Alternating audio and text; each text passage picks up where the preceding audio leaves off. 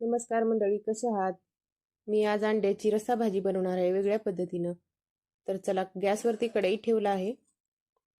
त्यात तेल टाकायचं आहे, एक पळी जिरे टाकून घ्या. जिरे छान तडतडल्यावर लसूण टाकून घ्या. लसूण छान गोल्डन ब्राऊन झाल्यावर कांदा टाकून घ्या.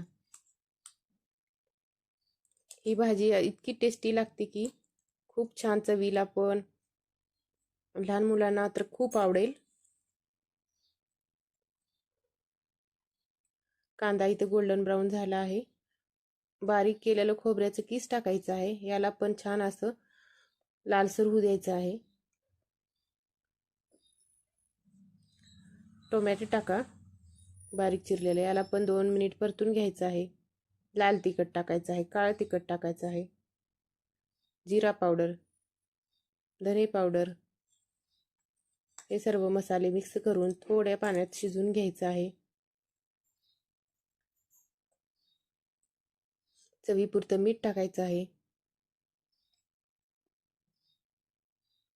तुम्हाला हवा तितकं पाणी टाकू शकता.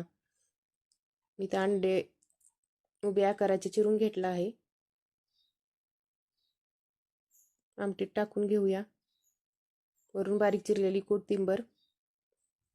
इथे एकदम रेडी झाली आहे अंड्याची भाजी. अशी बनवा तुम्ही पण एकदा. कशी झाली ती मला कमेंटमध्ये नक्कीच सांगा.